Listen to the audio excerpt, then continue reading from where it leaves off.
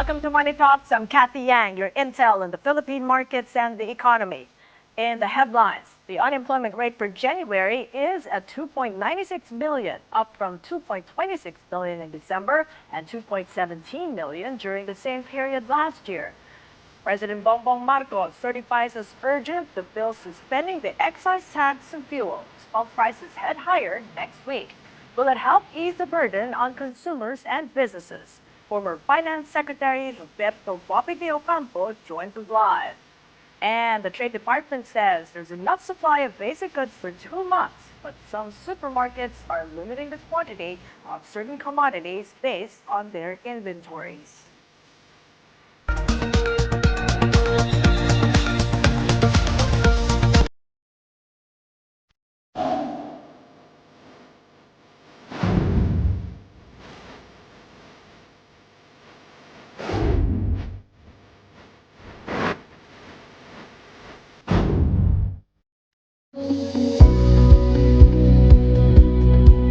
Former Secretary of Finance of the Philippines during the Ramos administration from the mid-1990s, a period widely regarded as a turning point for the country's economy. As finance chief, he helped engineer the Philippines' return to the international capital markets, delivering the first fiscal surplus in nearly 20 years, alongside solid growth, lower interest rates, and single-digit inflation.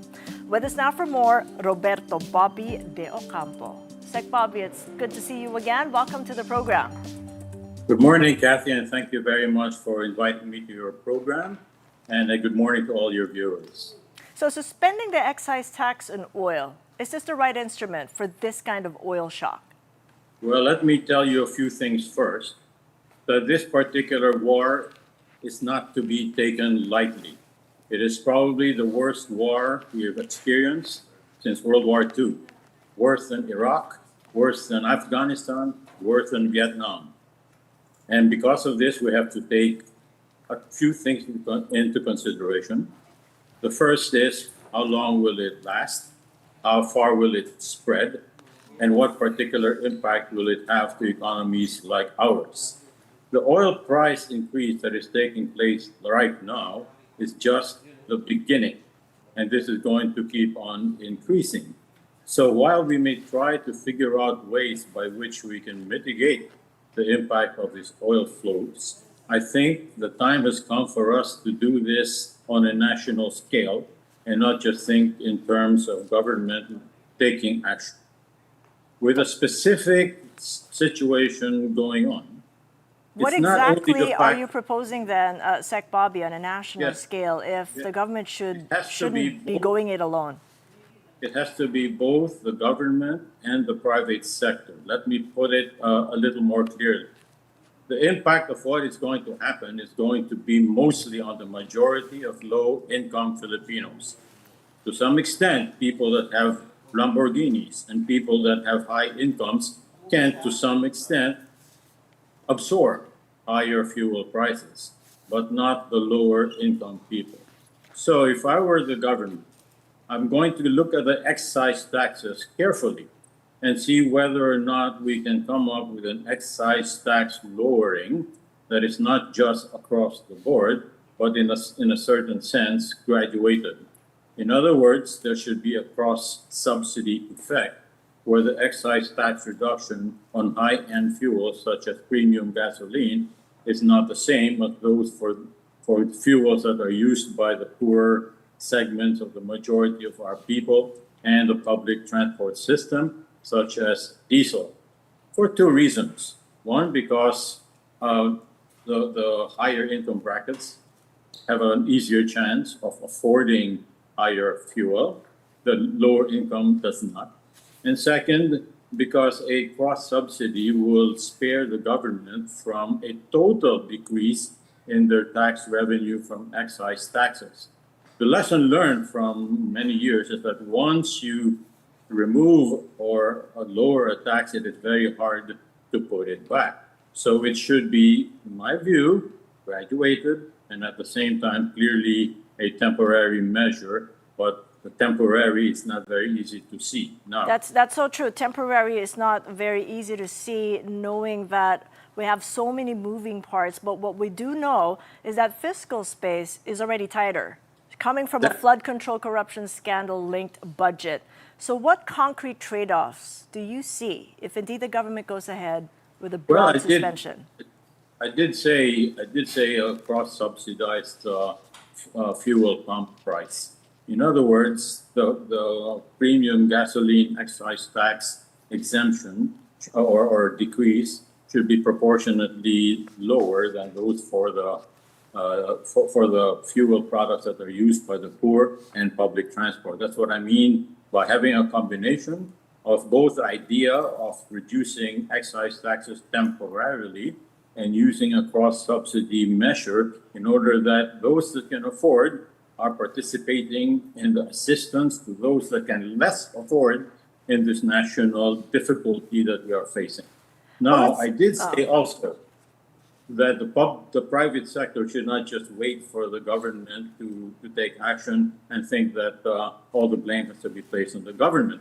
Well, I think the time has come also for many business groups, such as Makati Business Club, of which I'm a member, Management Association of the Philippines, of which I am a member, to get their high officers together and think of ways by which their respective corporations can be able to assist the difficulties that are going to be experienced by their staff, particularly those that are at the lower income bracket, in terms of perhaps some kind of assistance in the purchase or supply of necessities like rice and the basic foodstuffs in order to mitigate the difficulties that they're going to face. In short, I'm saying that the focus of attention of both the public and private sector must be on the larger majority of our people that are in the lower income brackets who are going to be impacted not only because of the rise in fuel prices,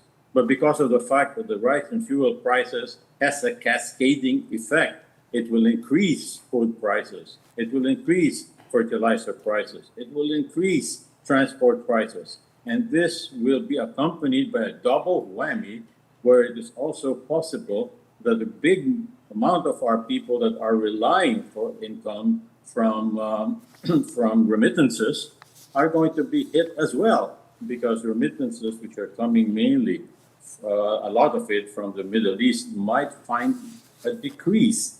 So you see, we have to be, we have to look at this very seriously and move together in both public and private sector to help those of us who are going to be, particularly the lower income brackets, most impacted.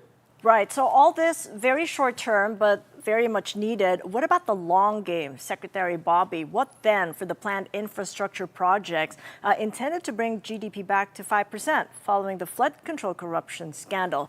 How can a government focused on easing the burdens of steeper oil still keep its focus on the long game? Well, the first thing immediately is to make sure that they're looking very serious people with respect to curbing corruption. So if they're going to say that there is enough supply of foodstuff according to the Department of Trade, then I would advise the Department of Trade to crack the whip on anyone that is taking advantage of this by unusual price increases in foodstuff, so that at least that short-term problem is immediately addressed, and it gives some credibility to the government's decrease in corruption moves. The second, of course, is that they have to move more quickly with respect to identifying the real culprits in this flood control. The third, I think, since I did say this is a national problem, is to take a look at the various funds that are part of the budget, including such things as enormous pork barrel, and realign them, at least for this period of time, towards helping this crisis that we are going to face. Over the longer term, perhaps there should be much more judicious application and review of what goes into the budget within the executive branch and also within the congressional branch, and how the two of them can coordinate to make sure that there is full transparency.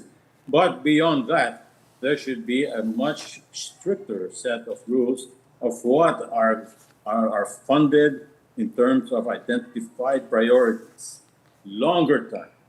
We need to be able to begin to have a mindset that has a long-term strategy focus rather than election to election focus. All With right. respect to oil supply, I think right now the great majority of our oil supply comes from the Middle East.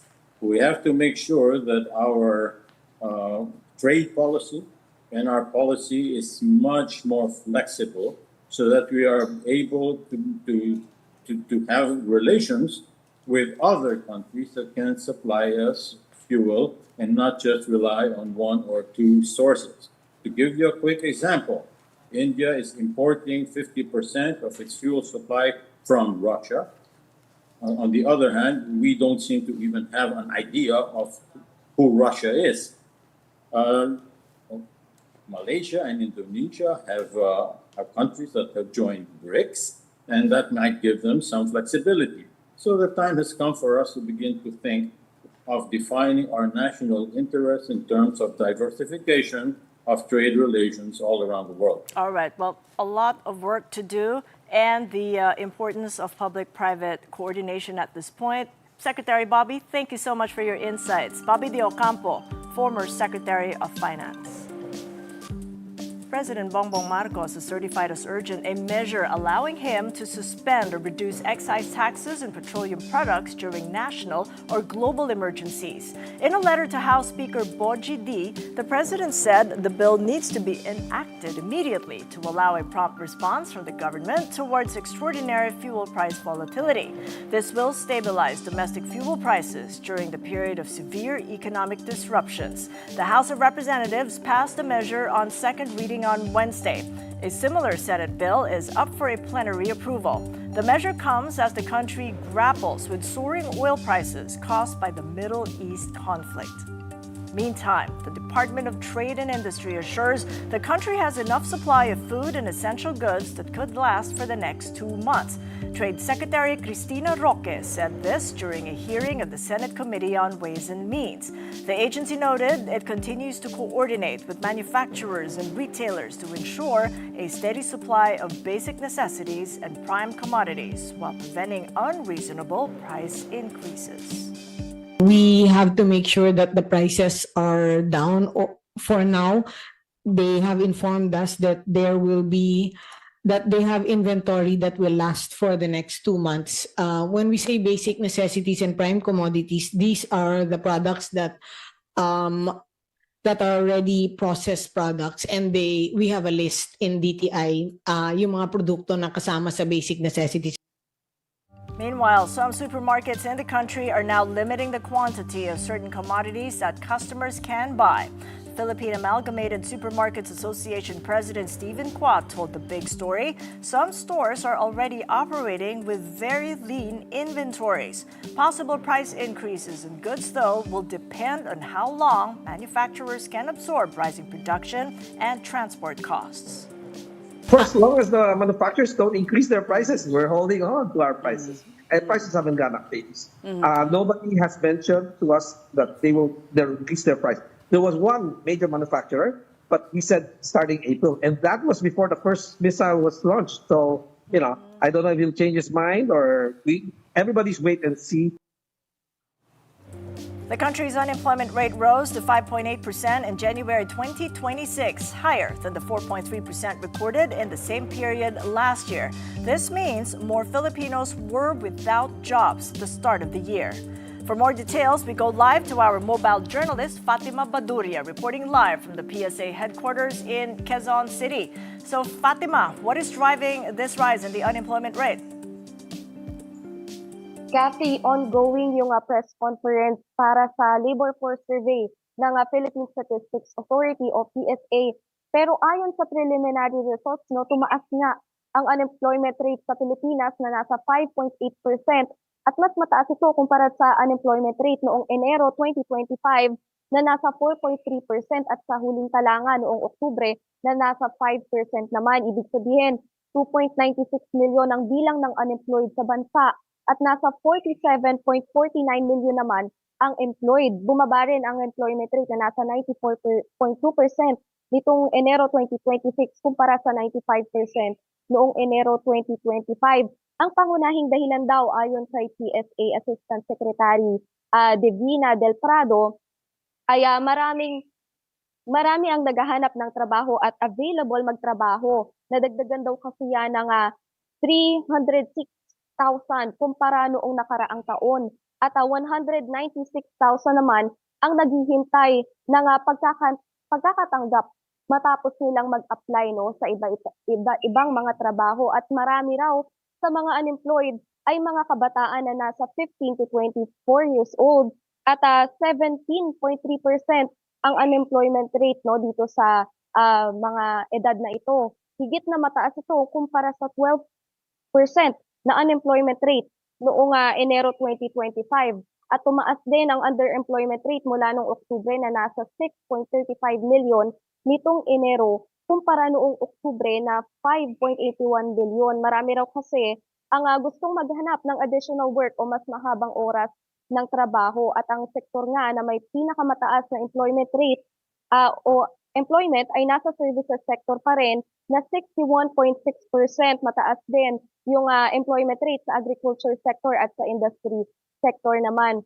At patungkol naman doon sa kung paano maaapektuhan yung labor market dahil nga sa mga gulo sa Middle East ay pwede raw itong maapektuhan dahil yung spike doon sa oil prices ay pwedeng maapektuhan yung mga businesses at gayon din yung employment rate. Pero sa ngayon ayon kay Assistant Secretary ay hindi pa yan kasama doon sa preliminary result nitong Enero at malalaman daw natin yan sa Mayo. Cathy?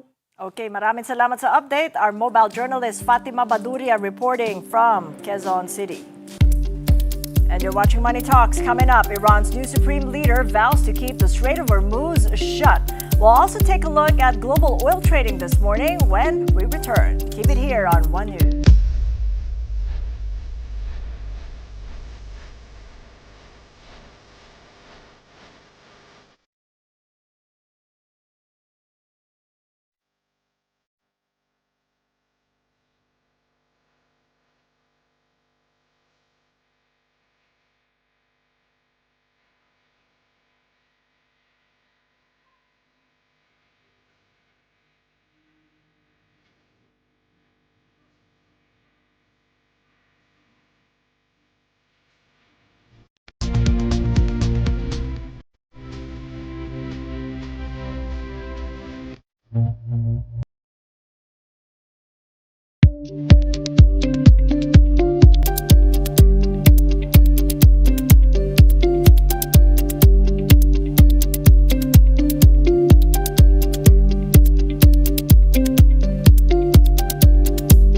Welcome back to Money Talks. I'm Cathy Yang. Oil prices climbed back above $100 a barrel Thursday after 3 more cargo ships were hit in the Gulf and Iran's new supreme leader vowed to keep blocking the Strait of Hormuz. As of 9 a.m. Philippine Standard Time, Brent crude rose above $100 a barrel. West Texas Intermediate traded at around $95. Iran earlier warned prices could surge to as high as $200 a barrel after its forces reportedly targeted merchant ships in the Gulf. Israeli Prime Minister Benjamin Netanyahu has issued a veiled threat against Iran's new supreme leader, Mujtaba Khamenei, even as he acknowledged that the joint air campaign by Israel and the U.S. may not topple Iran's government. In his first press conference since the war began, Netanyahu said Iran is no longer the same after nearly 2 weeks of bombardment, with heavy losses reported among its Revolutionary Guards and Bash forces. This comes after Khamenei vowed Iran would continue fighting and could use the Strait of Hormuz as leverage against the U.S. and Israel. The Iranian leader did not appear in public, with his message read on state TV, and no images released since an early Israeli strike that killed members of his family. אני לא הייתי מוציא פוליסות ביטוח חיים על אף אחד מהמנהיגים של ארגוני הטרור ופטרון הטרור שלהם. ואני לא מתכוון למסור כאן דיווח מדויק מה אנחנו מתכננים ומה נעשה. Following these developments, U.S. President Donald Trump said rising oil prices could boost U.S. profits. In a post on Truth Social, Trump stressed his main priority is preventing Iran from obtaining nuclear weapons. Meanwhile, the conflict is spreading across the region. In Lebanon, Israeli airstrikes hit buildings near government offices in Beirut as Israel expands its campaign against Iran-backed Hezbollah. And in Iraq, a U.S. KC-135 refueling aircraft crashed during operations linked to the conflict. U.S. Central Command said the incident involved another aircraft, but not caused by hostile or friendly fire. Rescue operations are underway while the second aircraft landed safely. The Asian Development Bank is urging the government to ramp up investment in renewable energy. This as the ongoing Middle East war already cast a harsh spotlight on our energy security. Our mobile journalist, Amy Atienza, has the report.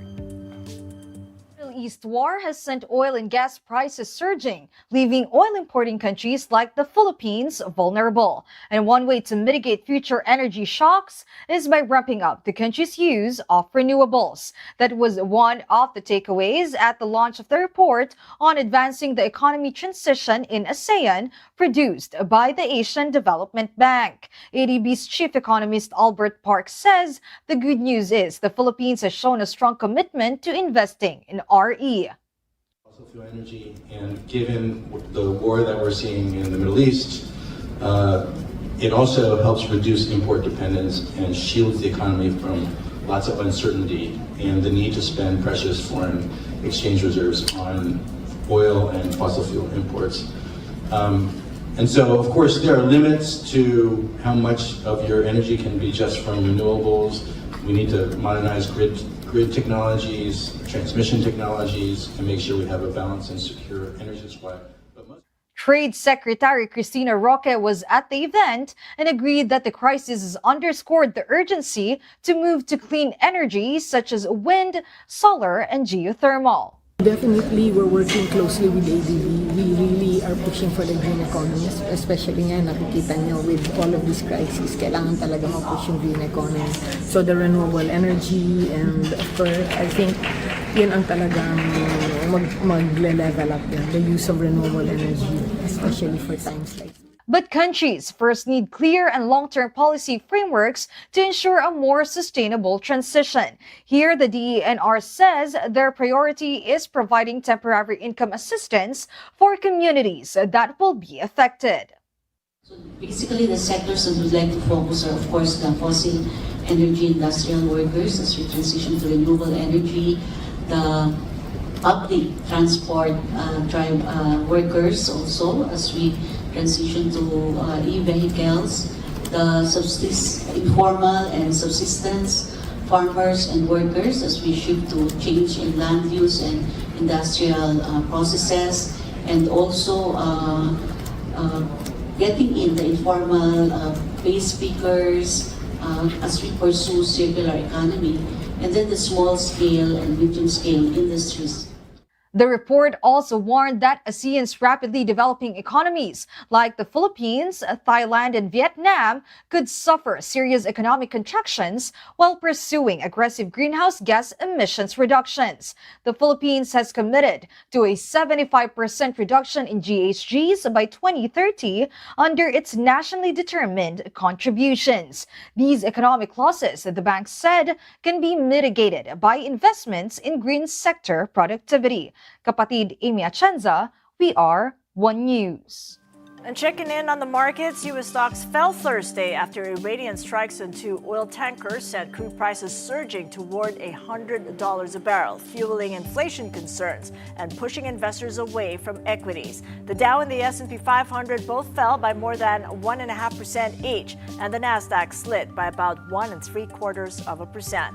U.S. 10-year Treasury yield rose to 4.272%, and gold prices fell to about $5,115 an ounce.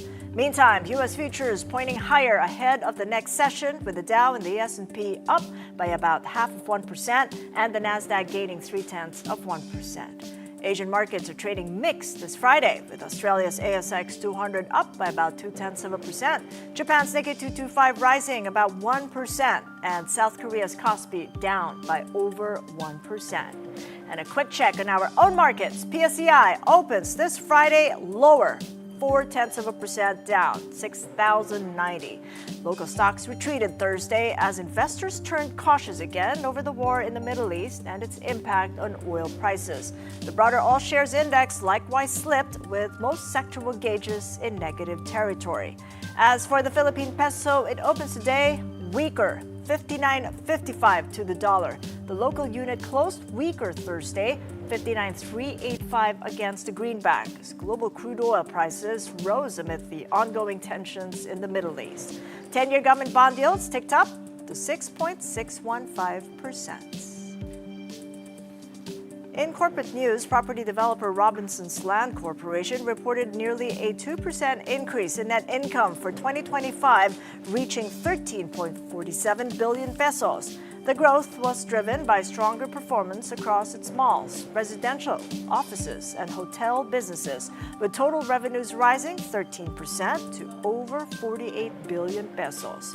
Meanwhile, Razon-led Prime Infrastructure has secured 273.5 billion pesos in financing from local and international banks for its pumped storage hydropower projects in Laguna and Rizal. The projects, expected to begin operations by 2030, aim to boost the country's energy security and power reliability. And Davao Light, a unit of Aboitiz Power, is set to build a submarine power cable connecting Davao City to the island garden city of Samal. The project, scheduled for completion by mid-year, aims to improve power supply and support growing electricity demand on the island. And before we go, here are a couple of movies to catch this weekend. Now showing in cinemas is Reminders of Him, based on the best-selling novel by Colleen Hoover. The film follows a woman returning home after 7 years in prison, hoping to rebuild her life and reconnect with the daughter she has never met. And along the way, she finds an unexpected connection with a local bar owner and a chance at redemption. Do you guys need help? For you. Taking me back to the night we met. And there was during you. I never thought there would be an after you. Maybe not in the mood for a heartbreak, maybe you're in the mood for a psychological thriller. Check out Pose. The story follows two couples who unknowingly booked the same room in a countryside mansion where strange and unsettling events begin to unfold. It's not even Halloween. I guess I want to watch that. That is it for Money Talks. I'm Cathy Yang. Catch us again on Monday at 9:30 a.m. Kapatid, we are One News, all sides, all the time. Have a great weekend ahead.